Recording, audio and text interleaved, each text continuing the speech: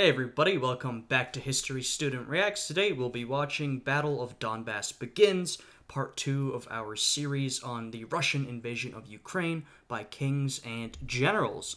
So last time we saw the lead up to and the beginning of the war, basically from February of 2022 until April of 2022. Seems like this episode will exclusively cover April. I'm excited to get into this one. If you guys end up enjoying this video, please check out my Patreon or channel memberships for exclusive reaction content. Anyway, with all of that out of the way, let's get right into this reaction.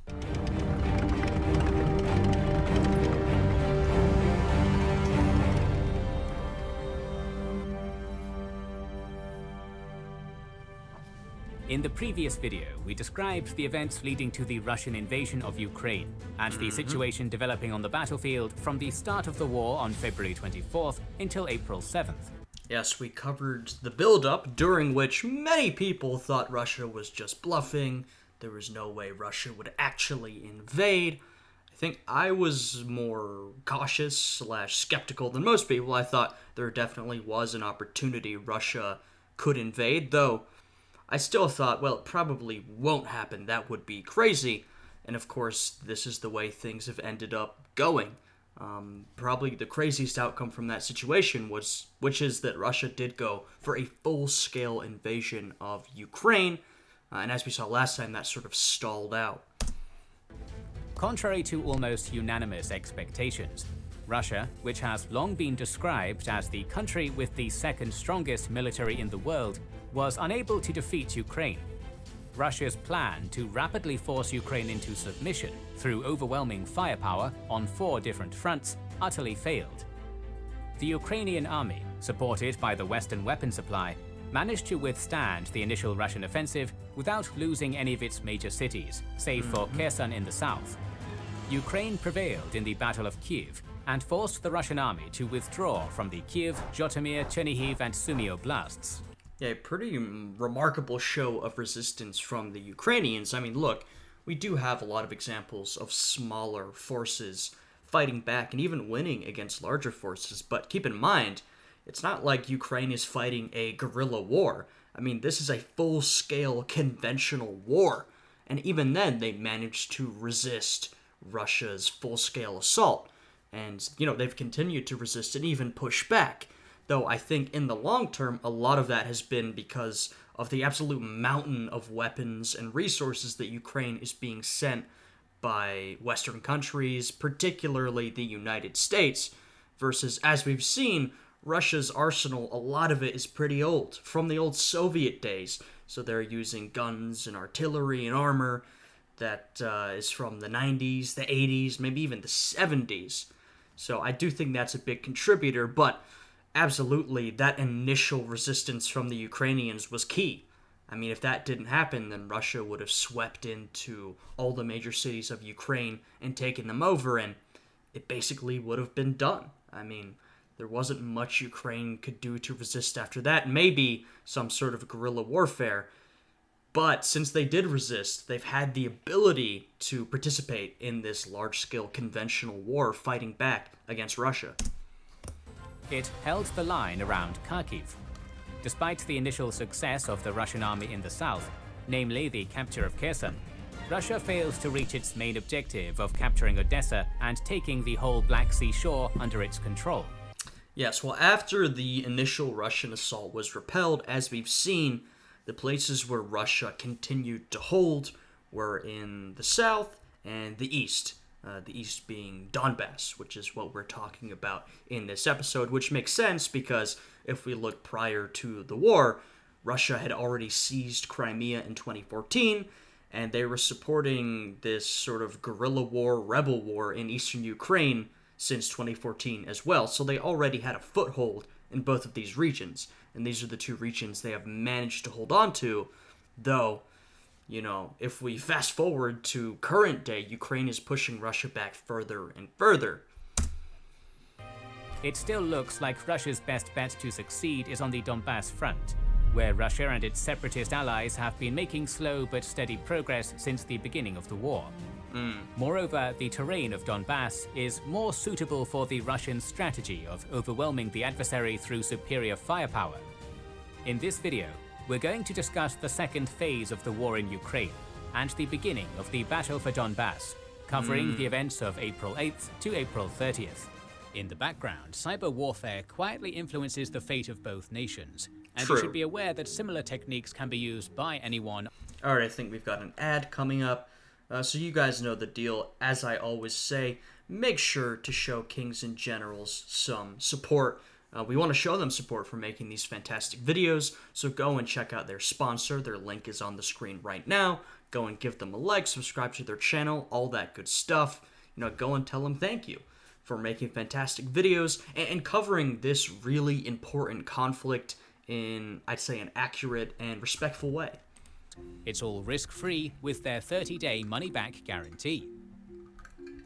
The main events of April 8th are concerned with Russian missile strikes on the village of Krasnosilka, northeast of Odessa, and on Kramatorsk, as the Russian Ministry of Defense claimed that it hit the training base of foreign volunteers in Krasnosilka with the Bastion missile system. In Kramatorsk, a Russian Toshka-U missile struck the train station, killing more than 50 civilians, who gathered there to evacuate to safer parts of Ukraine. Jesus. Russian media and governmental sources attempted to deny their culpability, claiming that their army doesn't possess any Toshka-U missiles. But sources are clear that Russia operates at least a few. Yeah, I mean, look, we've seen a lot of civilian deaths since this war has began, and that is truly the most tragic part of this whole thing, right? Is the civilian deaths. Not to mention that many people who were living normal civilian lives in Ukraine months ago have now been, basically forced to mobilize in defense of their country. I mean, they do it willingly. They want to defend their home. But this is all because of that Russian invasion. Nobody wants to have to go to war, but they're doing their duty. They're doing it admirably. But it is really, it's a really unfortunate, tragic event, just looking at it on a human level, right?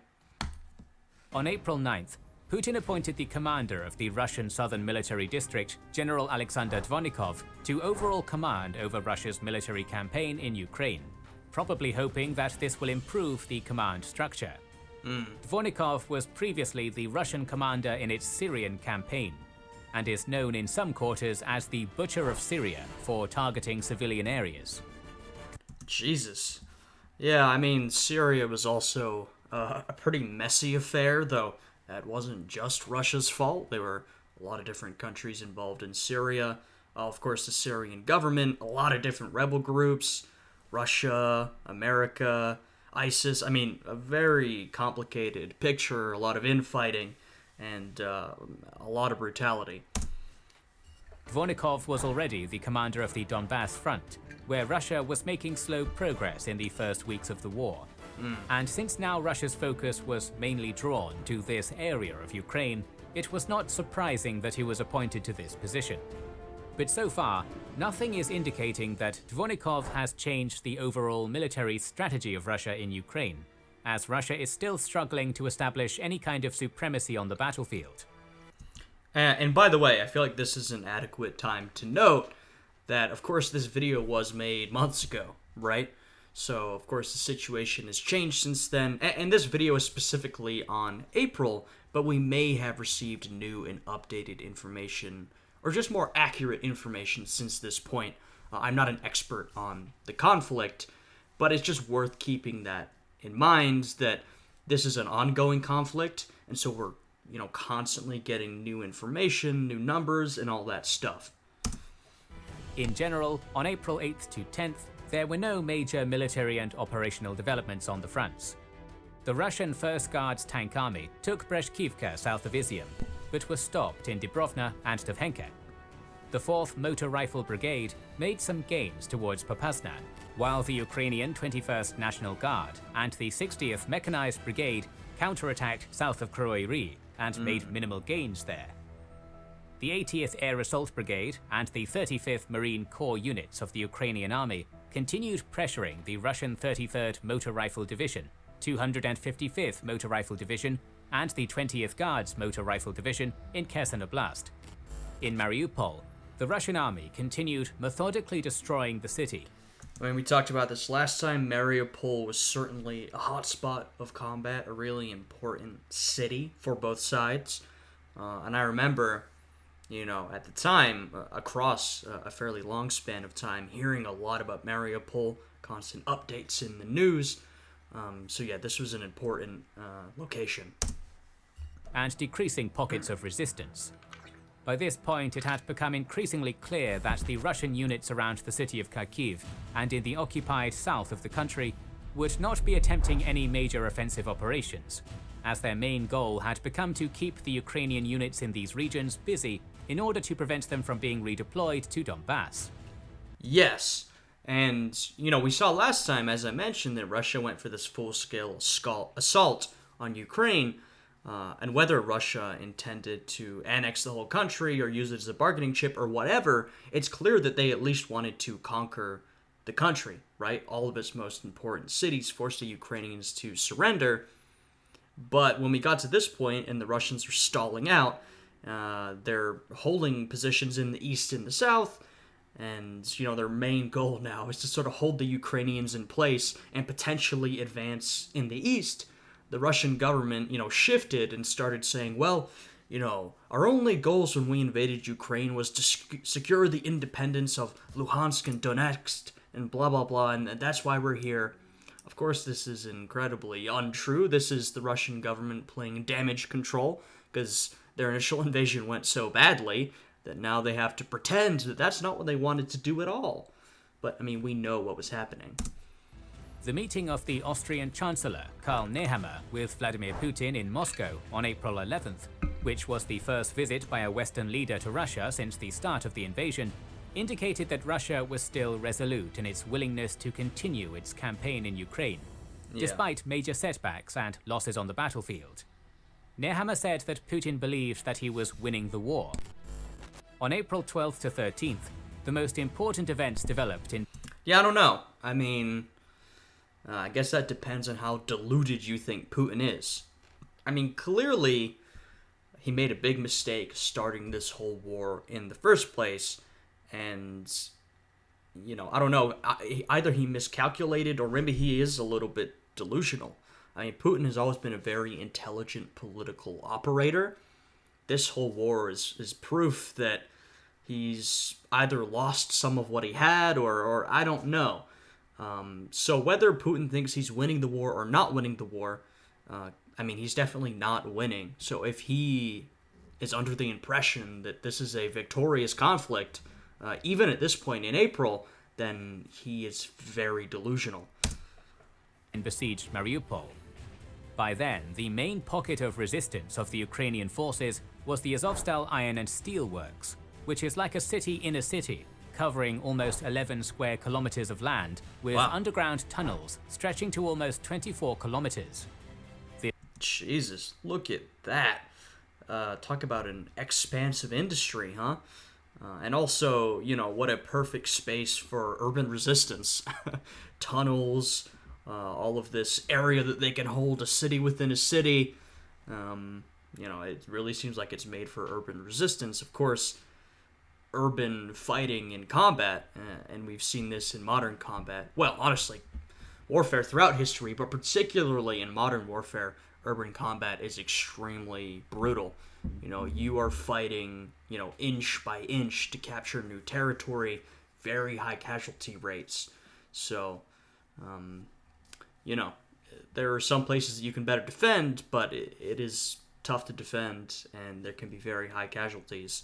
This also turned Azovstal into a shelter for civilians, along with being almost an impregnable fortress. On April 12th, the Azov battalion claimed that Russia used some sort of chemical weapon against them in Azovstal, but this claim was not proven. On April 13th, a group of soldiers and officers from the Ukrainian 36th Marine Brigade reportedly surrendered to the Russians after days of fierce resistance, which demonstrates just how dire the situation of the Mariupol defenders was. Yeah. Still, another group of the 36th Marine Brigade joined Azov in the defense of Azovstal. The Ukrainian army lacked the capacity to break the siege of the city, which basically left the remaining Mariupol defenders on their own. But April 13th also brought a huge propaganda win for Ukraine. Ukraine claimed to hit the flagship of the Russian Black Sea Fleet, the Moskva cruiser, with 2 Neptune anti-ship cruise missiles. And they're suggesting their video in the top right. I did a reaction to Kings and Generals video on the sinking of the Moskva, which you can check out in the top right corner. Very interesting event. As we're going to see, it might not have had too much military importance, but it was a big morale win for the Ukrainians, and it was a big symbolic victory. While Russia denied the Moskva was hit by a missile, it acknowledged an explosion on the cruiser and its subsequent sinking. Our video on that topic has been published, and you can watch it via the link in the description and top right corner. Yep. On April 14th, Ukraine carried out the second helicopter attack in Russia, this time in Bryansk Oblast. Russia claimed that residential areas were shelled in Klemovo and Spodoreshino.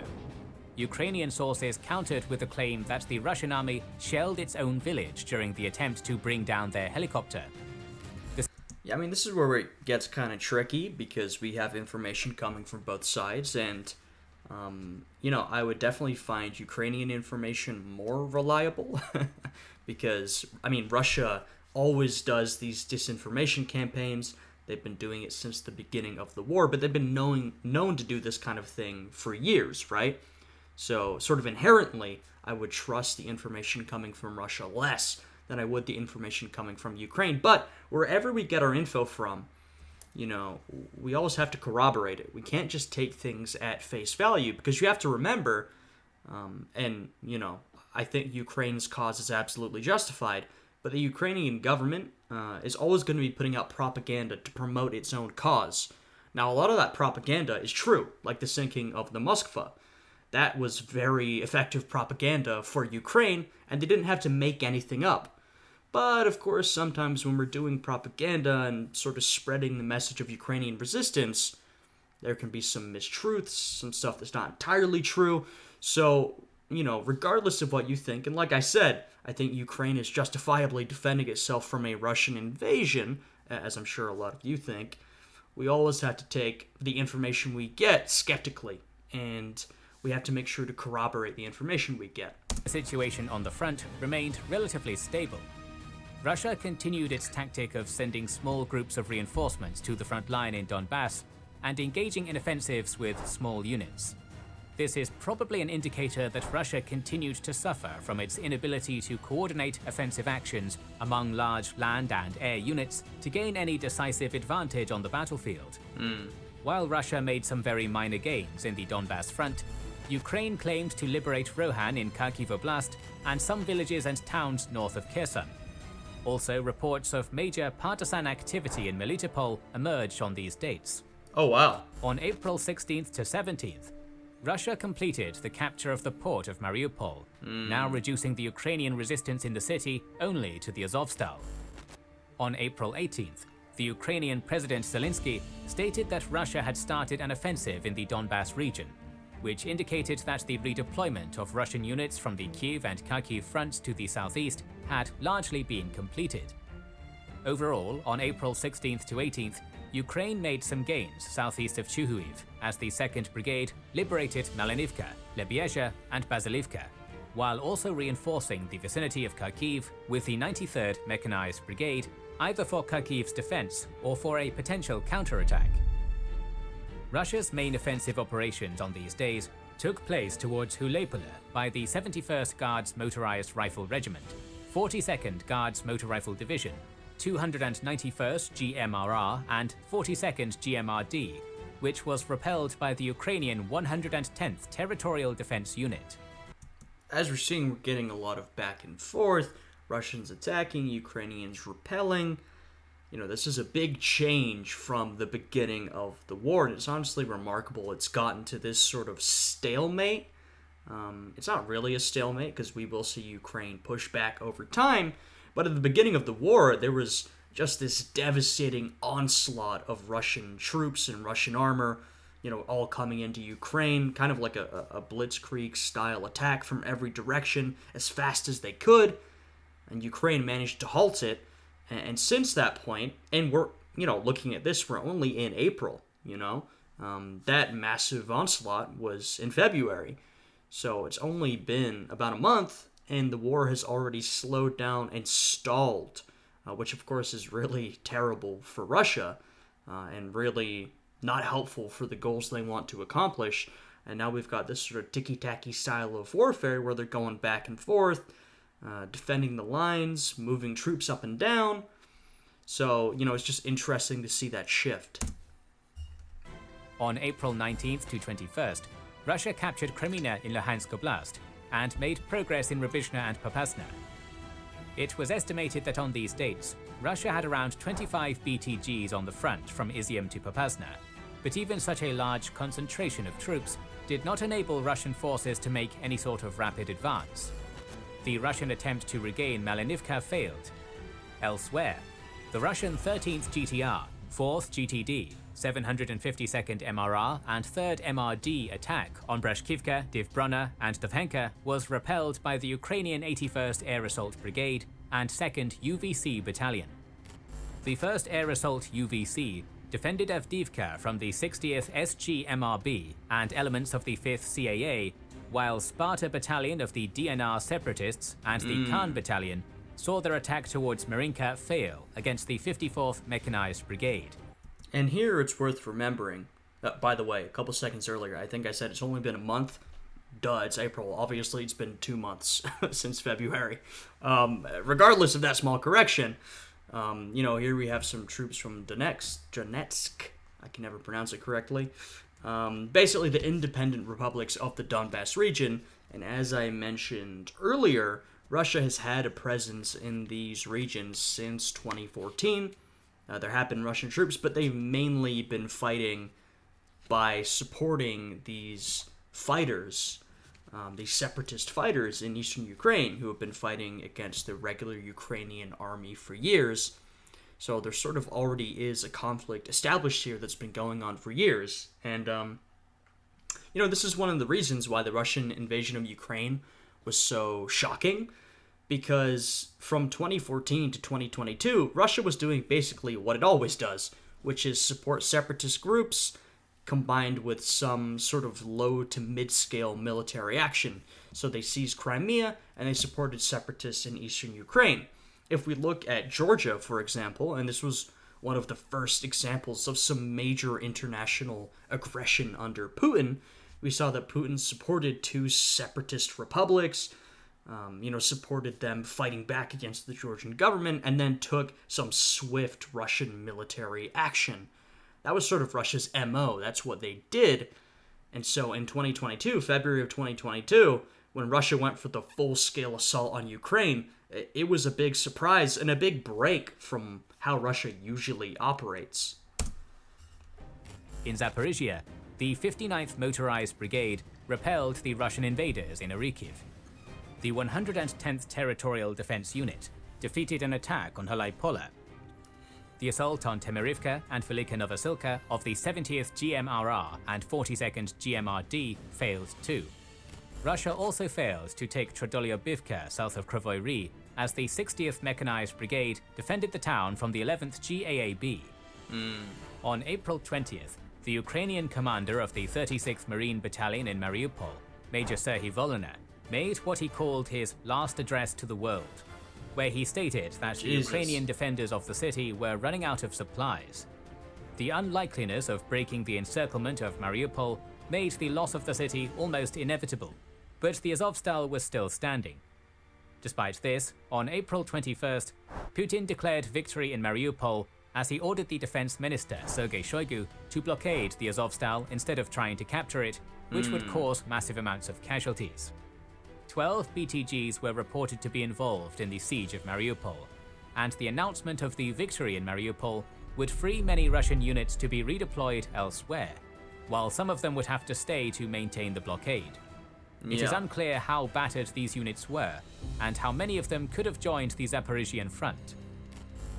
On April 22nd, the deputy commander of Russia's Central Military District, Major General Rustam Minikiev, stated that the aim of the second phase of the Russian campaign in Ukraine was to take Donbas and southern Ukraine under full control, along with creating a land corridor with Transnistria, a pro-Russian separatist puppet regime in Moldova.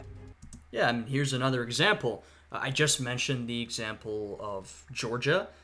The two regions that Russia supported were Abkhazia and South Ossetia. Then, of course, there was Crimea and the Donbas in Ukraine, Transnistria and Moldova. There's another example.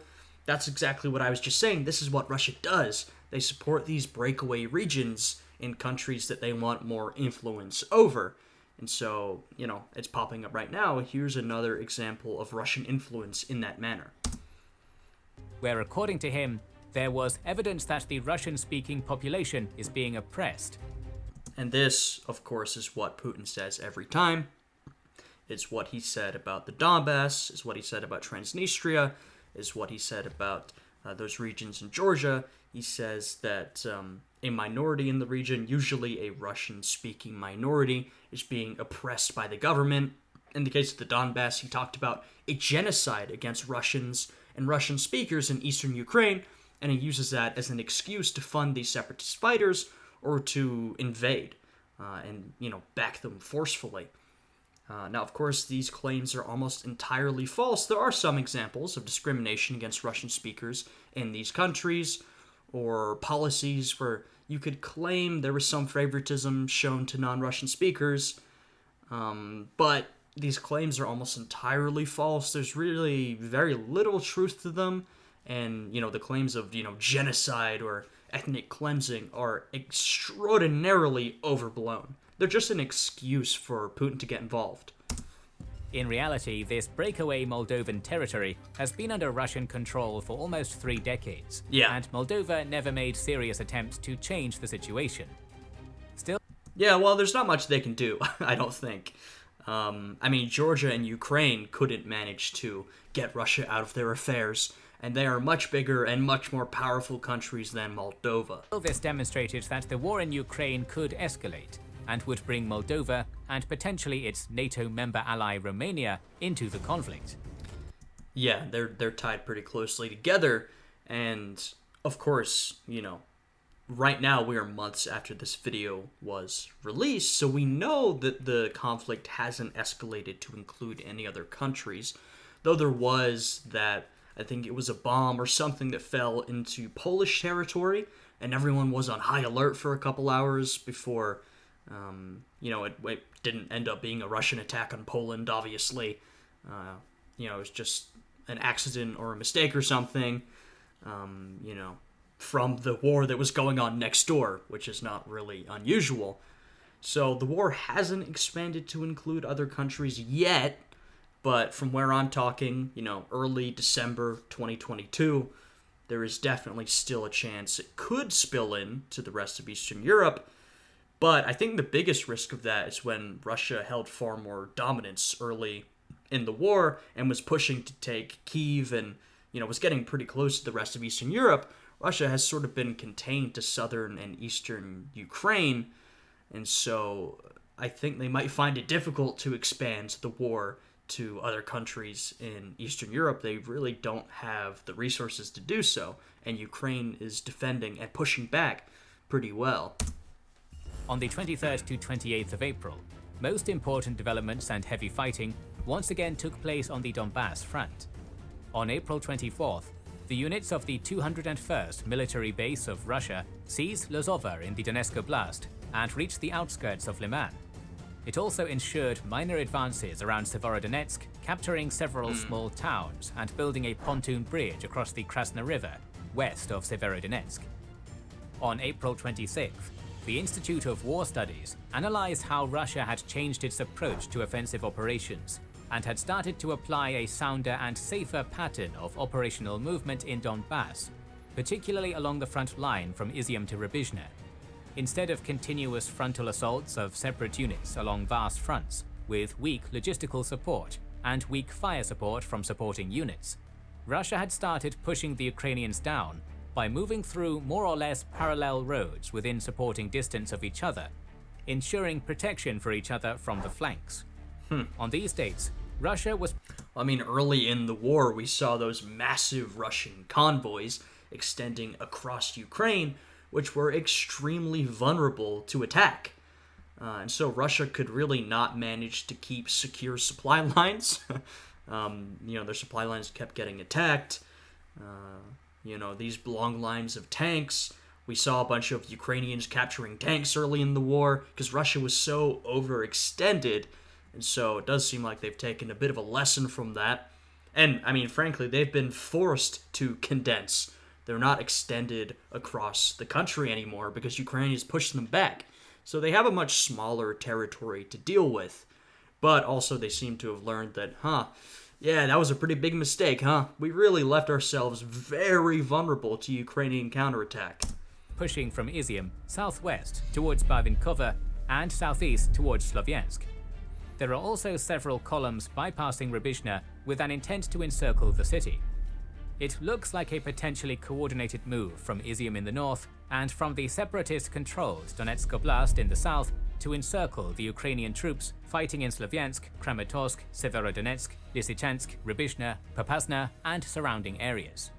If such encirclement is secured, it will be a major problem for Ukraine. But it is yet to be seen whether depleted and demoralized Russian units still have the capability for such a breakthrough. The Russian doctrine calls for two circles to be formed around the enemy pockets, with the bigger outer one tasked with repelling counterattacks from outside the pocket, and the second inner one to fight and reduce the pocket with concentrated direct and indirect fire, as well as aerial attacks. It is not clear if the Russians have enough manpower to create even one circle in such a vast area, let alone two. Yeah, I'm not sure if they ended up doing that. I don't think so.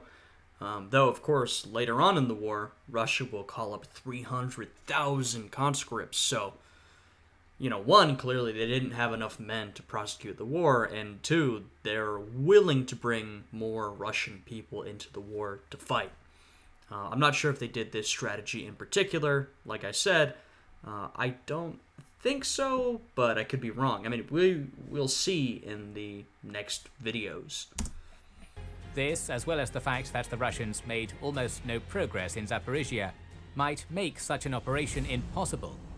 It should be noted that on the 27th, the Russian Chief of General Staff, the second highest leader of the Russian army, Valery Gerasimov, was appointed the overall commander of the Izium offensive, which proves how crucial this area is for the Russian plans, and might imply that Putin is not entirely happy with Dvornikov's progress.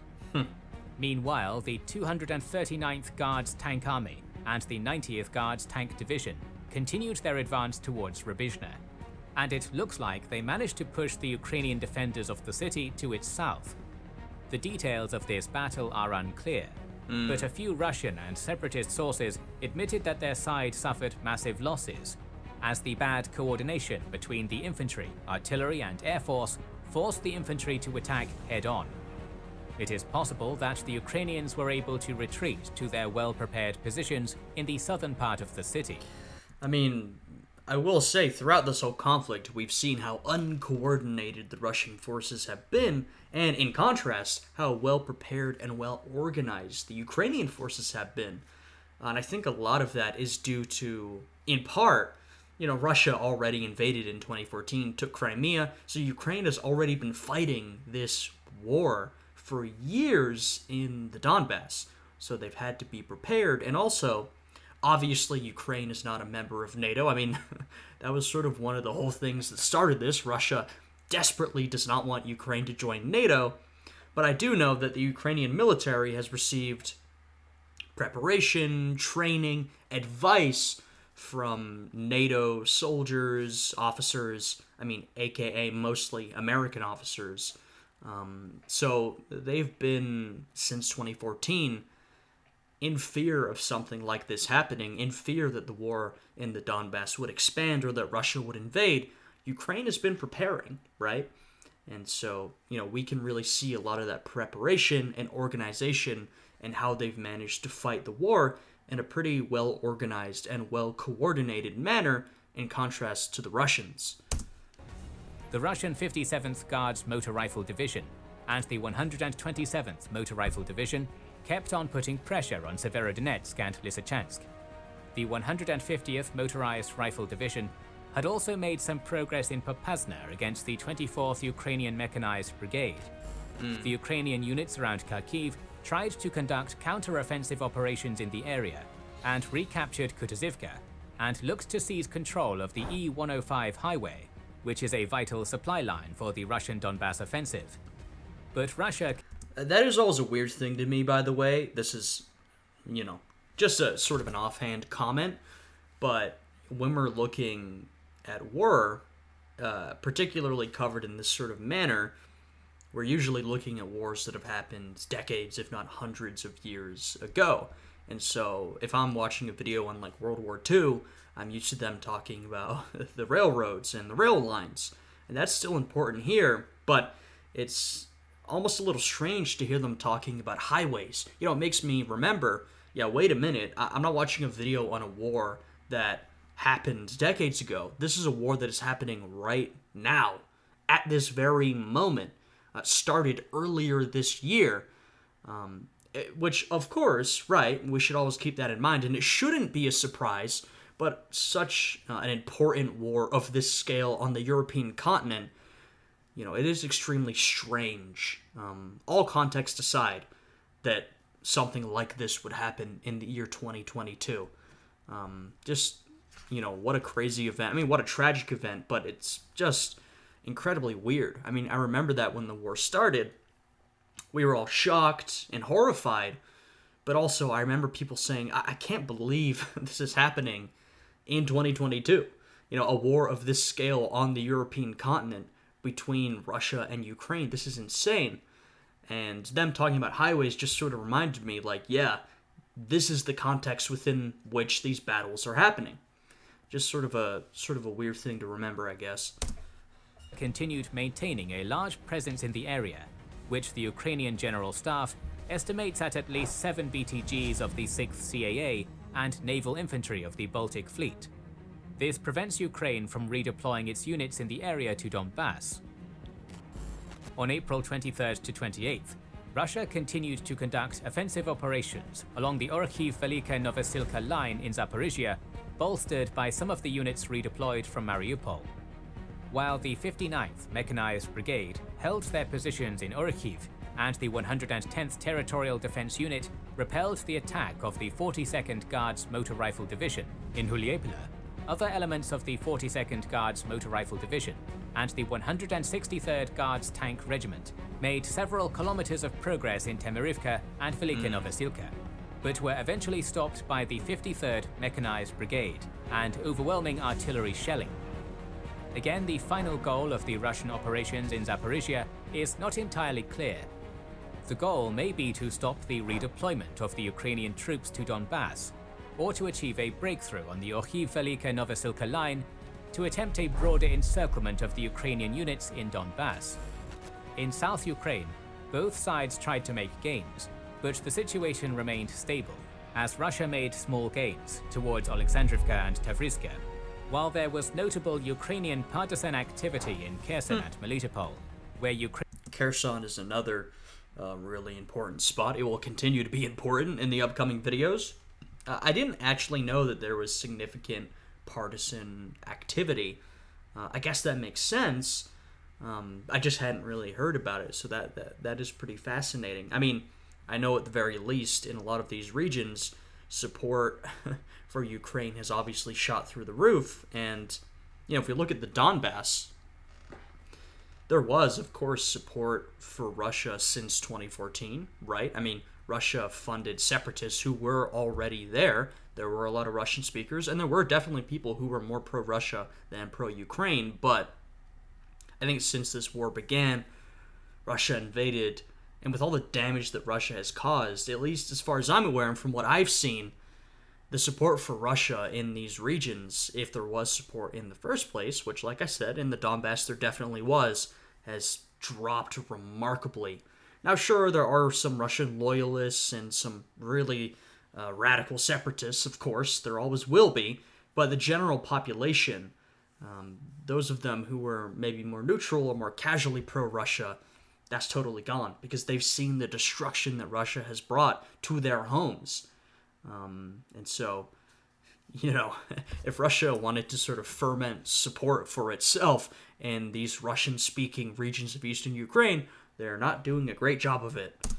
Ukrainian saboteurs managed to destroy the railway bridge across the Malye-Utliok River, creating further problems for the Russian logistics out of Crimea. Russia's main transport hub in the Kherson occupation zone, the Kherson airport in Chernobyivka, is under almost constant shelling by the Ukrainian army. As on April 24th, the Ukrainian officials stated that the 17th attack on Russian military infrastructure and positions in Chernobyivka has occurred, which makes it more difficult for Russians to resupply in the southern front. Yeah. Despite the Russian declaration of victory in Mariupol, Russia continued its attacks in and around the Azovstal defensive perimeter. On April 25th, troubling news came from the Moldovan region of Transnistria. Explosions at the so-called State Security Ministry in Transnistria. Now, yeah, this was another big story. I mean, we're watching this war unfold day by day in this video, but of course, in the news, not everything gets reported and not everything makes the front page. But this was big news. I remember when this happened, and just like with the explosion in Poland months later, of course, there was a lot of concern here that the war was about to expand. You know, of course, the big fear for everybody who's not involved, which is everybody but Russia and Ukraine, is that this is going to evolve into basically World War III, which could happen really if any other country is brought in. And so, you know, we've already seen how Russia basically controls Transnistria like they did with Crimea before the war or South Ossetia and Georgia. And so there was a lot of concern that, oh my god, it's starting in Moldova. This war is spilling into the surrounding countries. Transnistria were reported, which Western experts assessed to be a probable false flag attack by Russia to create an excuse for a potential intervention into Moldova.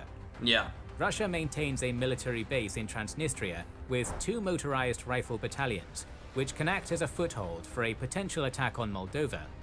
But in total, Russian and separatist troops in the region probably amount to less than 7,000, which makes it unlikely to be used against Ukraine.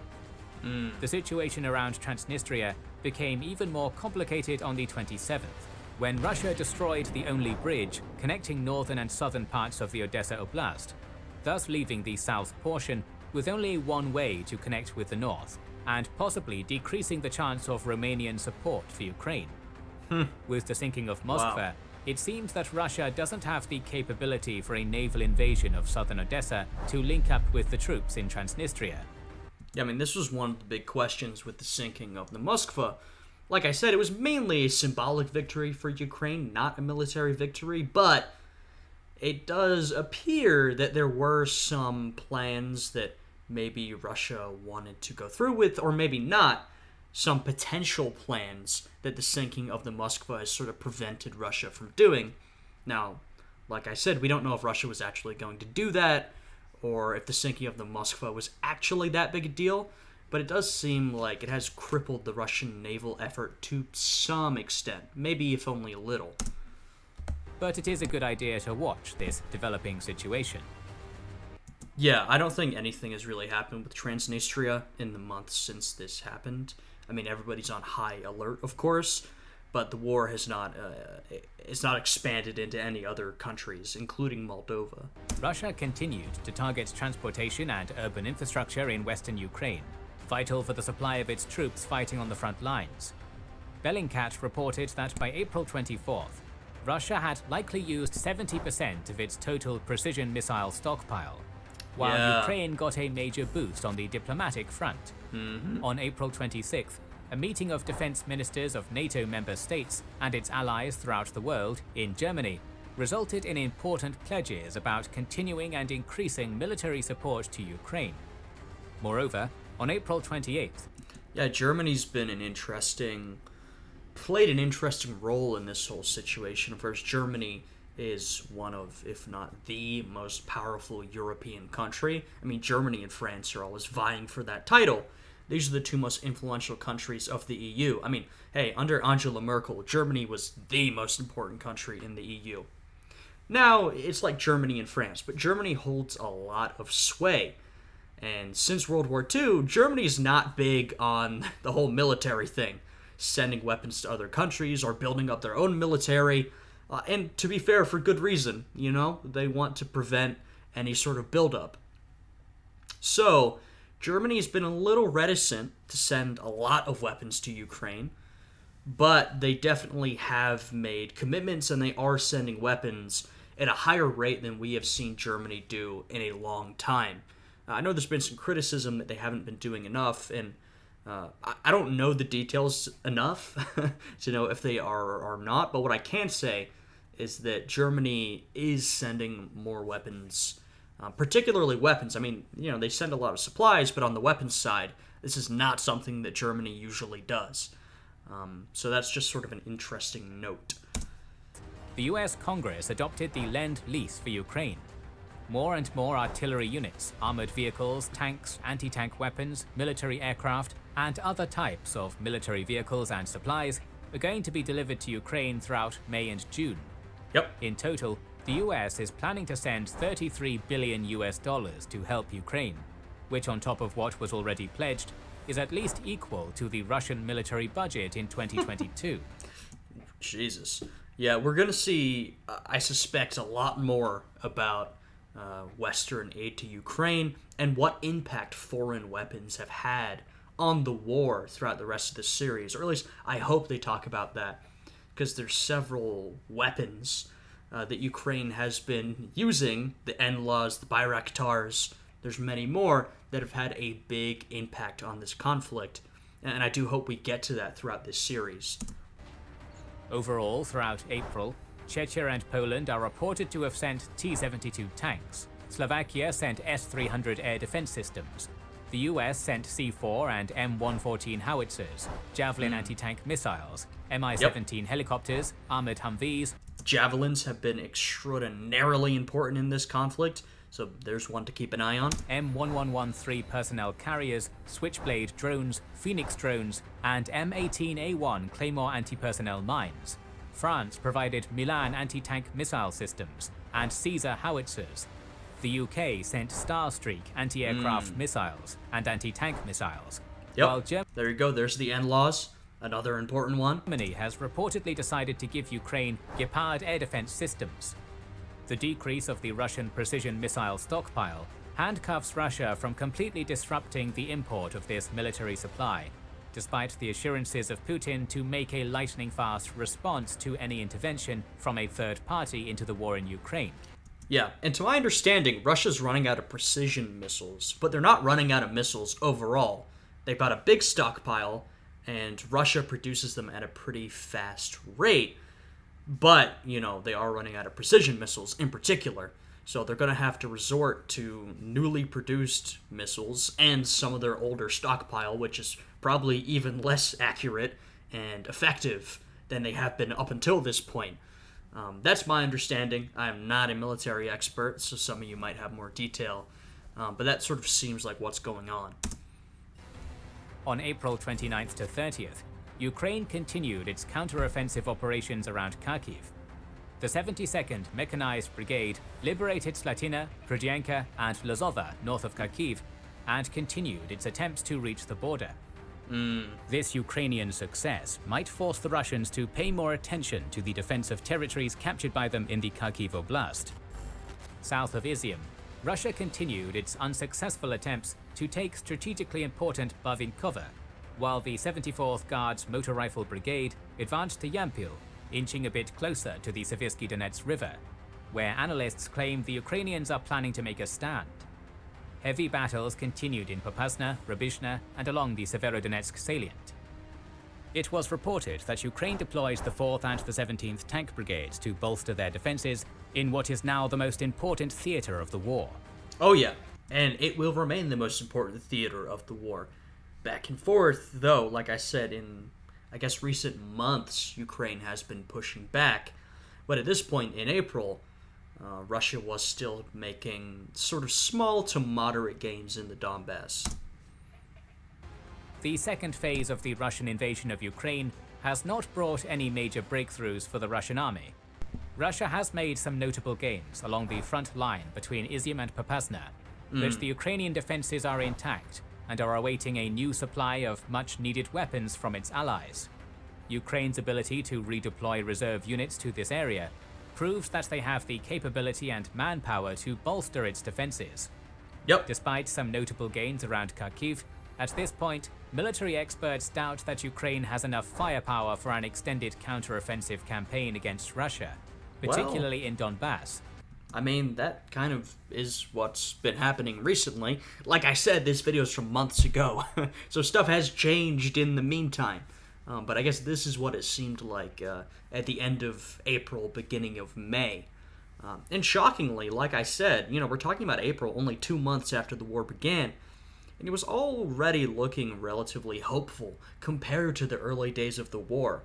I mean, with that initial Russian onslaught, they were coming in from every direction, very close to taking over Kyiv. It almost seemed a little hopeless at one point. I mean, it was easy to get into a doom and gloom type attitude with the overwhelming force Ukraine was being attacked with. But only a little bit later, Ukraine has a pretty steady defense. And of course, after this point, we will see Ukraine pushing Russia back. I think we kind of have seen a bit of an extended Ukrainian counteroffensive. But I do think the question still does remain, how long can Ukraine keep this up? Russia is still a much bigger country. It does have a lot of resources, even though, of course, Russia is being sanctioned like crazy by countries around the world, and Ukraine is getting a bunch of supplies from countries around the world. Russia does still have a lot of resources. They have a lot of people. They can keep this war going. So the question is, how long can Ukraine keep it up? I mean, also, how long can Russia keep it up? They have the supplies to keep going, but will the people accept that? Maybe. I don't know. When will this end? How's it going to end? At this point, I really couldn't tell you. But this could change with the deployment of new weapons, artillery units, and military vehicles promised by the West to the front. Yeah, and I think it has changed.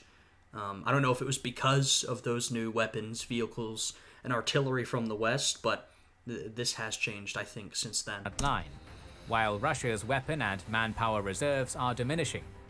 Military experts also note the increased importance of artillery, as it is being assessed as the primary reason why any of the sides have failed to make any major breakthroughs so far. Perhaps the import of modern and effective Western artillery systems into Ukraine could change the tide of the Battle of Donbas. Ukraine is becoming increasingly confident in not only withstanding the Russian offensive, but actually defeating them and driving them away, which is evident from the rhetoric of the Ukrainian military and civilian leaders, along with increased attacks on targets in the Russian cities of Voronezh, Kursk, and Belgorod, where a number of military and infrastructure objects were hit. Belgorod in particular seems to be attacked every night, often by the Bayraktar drones. Hey, there's the mention of the Bayraktar drones. They've been very important. And, I mean, Zelensky has made a pledge that he will not go beyond Ukraine's borders. He said all he wants to do is secure the territory of his country. He does not want to push into Russia. He doesn't want to invade Russia. But, these attacks on infrastructure in Russian cities, I imagine that's got to be a pretty big hit to Russian morale. I mean, the much more powerful country, Russia, who started the war, it's now going so badly for you. The Ukrainians have pushed you so far back that your own territory is getting shelled and bombed by the Ukrainians. That, like I said, that must be a pretty damn big morale hit. It is curious why Ukraine uses these drones in this manner, but even though Russia claims that 4 of them were destroyed in the last days of the month, it is clear they are getting some results. Along with that, on May 2nd, an explosion at the Perm ammunition plant occurred, and while it is still unclear how this happened, it could have easily been a saboteur job, similar to the way Belarusian opponents of the Russian invasion on occasion disrupted Belarusian railway supply lines to Russian troops fighting for Kyiv. Yeah, I'm also curious what Belarus is going to do in this whole thing. I mean, the war's been going on for quite a while now, and I haven't really kept up with what's going on in Belarus, but, Belarus is allies with Russia, but they kind of get dragged along by Russia. This whole thing is not good for Belarus either, so I wonder if at some point Lukashenko will bring a stop to this, or, I mean, there have been popular protests and a popular movement against Lukashenko for a while now. Maybe that will gain some more steam. I have no idea. There's a lot of questions. On the last day of the month, Ukrainian sources claimed that the artillery barrage conducted against the Russian staging area near Izium killed another Russian major general, commander of the 2nd CAA, Andrei Simonov. According to the sources, 30 vehicles were destroyed, and between 100 and 200 soldiers and officers were killed. Claims that the overall commander of the Izium offensive, Gerasimov, was wounded during the attack would prove to be false, but Simonov might be the 9th Russian general killed in this war. There are some expectations that the war in Ukraine would end before May 9th, the day on which Russia celebrates the victory in the Great Patriotic War. The general Russian rhetoric indicated that reaching the administrative borders of Donetsk Oblast and Luhansk Oblast would be propagated to the Russian public as a victory. But so... I mean, yep, as I mentioned earlier, they shifted their goal from an all-out assault on Ukraine to capturing Donbas. That was their new goal, and they claimed that had been their goal the whole time, which was false. So this didn't happen. I mean, we are long past May 9th. This did not even get close to happening. I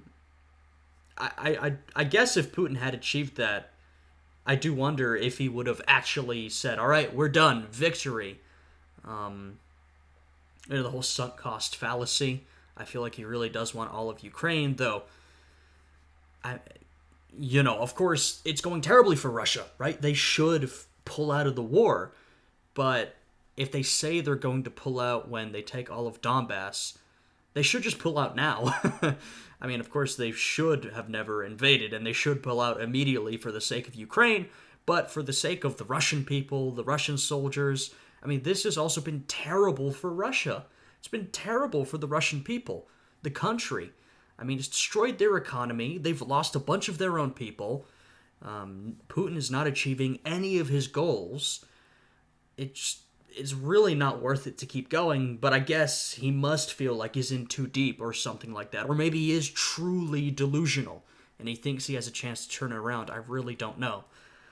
But anyway, back to the May 9th goals. Yeah, Russia didn't even get close to achieving this. So far, nothing indicates that Russia is going to have any major breakthrough at the beginning of May. There have been some indicators of the Russian plan to declare the creation of new separatist regimes in captured regions of Ukraine, particularly in Kherson, where Russia is actively looking for local collaborators to appoint as new civilian administrators of occupied regions, and declared its intent to start using Russian rubles in those areas. Yeah, I don't think Russia did this. I could be wrong. Obviously, the big ones were the independent republics in Donbas. I don't think Russia has made independent republics elsewhere. Inform me on that if I'm incorrect. But also, it's my understanding that, I mean, first off, like I said, support for Russia has absolutely plummeted following the invasion. But also, support for Russia was always strongest in the Donbas, in eastern Ukraine. And I'm not sure if support for Russia was as strong in, say, somewhere like Kherson. However, the low-level insurgency, as well as the continued protests of the locals of Kherson Oblast, makes this referendum seem far-fetched. Yeah, well, the other referendums were pretty far-fetched, too. I mean, this is a referendum in that, you go around, soldiers with guns go around taking not anonymous votes. Fair and free election. I mean, come on. These referendums were all an absolute sham. Russian manpower and weapon supply continued to diminish amidst fierce Ukrainian resistance. According to the British Defence Secretary Ben Wallace, Russia has lost 15,000 troops throughout the war by April 25th. Oryx's military blog provides documentary evidence to the destruction of 600 Russian tanks, 1,207 different types of military vehicles, 71 command posts and communication stations, 12 heavy mortars, 162 pieces of artillery, 64 rocket launchers, 20 anti-aircraft guns, 55 surface-to-air missile systems, 26 military aircraft, and 39 helicopters. Look at this. First off, imagine how much worse it is today in December. The immense loss of material and just human life is staggering, absolutely staggering. And this is just the Russian side of things. Not to mention, the victims of the war, the Ukrainians, right? But this is what's so frustrating for me, is that, this is not good for the Russian people either, right? Their country is under control of Putin and his men. It's an authoritarian regime. The Russian people don't have much voice in what's going on. So it's just incredibly frustrating to see Putin at the head of the Russian government, continuing to prosecute this war when, of course, it's absolutely horrifying. It's terrible for Ukraine and the Ukrainian people. It's also bad for Russians. It's making the lives of average Russians worse. It's killing thousands at this point. I'm sure tens of thousands of Russian soldiers. It's just really frustrating. In comparison, Ukraine has documented losses of 145 tanks, 338 military vehicles, 53 pieces of artillery, 16 rocket launchers, 5 anti-aircraft guns, 42 surface-to-air missile systems, 20 military aircraft, 5 helicopters, and 7 Bayraktar TB2 drones. So much, much less, right? Now, of course, Ukraine had less material in the first place, but they're getting a continuous supply of weapons from the Western powers, so they can continue to restock. So they're losing less, and they're getting more vehicles, tanks, armor, weapons as we speak. Remember that these are only losses which have video or photo evidence, and undoubtedly there are much more on both sides. Oh yeah. There have been no recent reports of manpower losses by Ukraine. On April 16th, Zelensky claimed that 3,000 Ukrainian soldiers had been killed during the war. But since both sides tend to downgrade their losses, the Ukrainian casualties are probably much higher. It is worth remembering that, unlike Ukraine, Russia has not declared martial law and mobilization, which puts some limit on the personnel they can deploy in the war. Yep, of course. Fast forward a couple months, we would get the partial mobilization of Russia and the conscription of 300,000 more troops. So, at this point, they hadn't, but down the line, that's what's going to happen. There have been some rumors about Russia's preparation for mobilization in an attempt to compensate for its manpower losses. So far, Russia has denied these claims, but some expect the Russian government to engage in false flag attacks on its own territory, to blame the Ukrainians for it, and get an excuse for mobilization of its population on the pretext of protection of the motherland against foreign incursions. Yeah, I mean, they did do partial mobilization, and as far as I'm aware, they didn't use false flag attacks to justify it. They just did it, though Russia does love using false flag attacks. Continued gas. I mean, Putin, this is sort of up for debate, but it seems like Putin started his career at the top of Russian politics with a false flag attack, blamed the Chechens, and used that to go to war against Chechnya. Now, we don't have definitive evidence that it was a false flag attack, but to me at least, it seems more likely that it was planned by Putin than that it was actually the Chechens. And oil export, including to Europe, still helps the Russian economy to stay afloat and fund its war efforts. But amidst pressure from Ukraine, USA and UK, the European Union has been pondering the ban on oil imports as part of its 6th sanction package. At this point, Russia supplies 26% of the EU's oil imports, and despite opposition from Hungary, Austria and Slovakia, on May 2nd, it looked like the EU had been able to reach a consensus among its member states to adopt an oil ban on Russia. Russia also supplies 40% of the EU gas imports, and has... Yeah, this has been a big issue throughout the whole war, and before the war, by the way. Russia supplies a lot of oil and gas to Europe, and we can see that, gas prices have been rising in America, but in Europe in particular, the price of gas has absolutely shot through the roof. People cannot afford to heat their homes in the winter, So it is a pretty desperate situation, and part of it is because a lot of European countries get so much of their oil and gas from Russia, and Russia has used this to its benefit in the past. It's called Russian pipeline politics, where they use their power over the oil or gas supply to certain countries to force them to do one thing or another. They were doing a lot of this in countries like Lithuania, Estonia, Latvia. They did a lot of this in the Caucasus before they decided just to outright invade Georgia. So Russia has frequently in the past used this to its advantage. So this has been a problem for a while, but of course it is an acute problem now that there is a war going on. And I know there's been more negotiations and deals about Russian gas since then. I'm not entirely sure how it's changed, but basically Europe still has an issue with paying for gas and oil, though most countries still seem willing to cut Russia off to some extent, even though, like they said, some countries like Hungary are not really into that, though. Hungary is one of the few countries, Viktor Orban leads Hungary, who really was not that supportive of Ukraine. He's like a far-right guy. He's always been a big fan of Putin, so Hungary is a bit of an outlier in this whole business. Has demanded the payment for its gas in rubles. Publicly, many European politicians dismiss this demand as blackmail and state that they're going to pay for the gas in euros. But Russia has already cut the gas supply to Poland and Bulgaria as a sign of its resolute stance on this issue. Since Europe is so heavily reliant on Russian gas supplies and does not have an immediate solution to potential gas shortages, it is yet to be seen how they're going to proceed. Yeah. It was reported that several And, I mean, there was an attack on that Russian gas pipeline. I think it was Nord Stream. That happened after this. I still think we're not entirely sure who did that.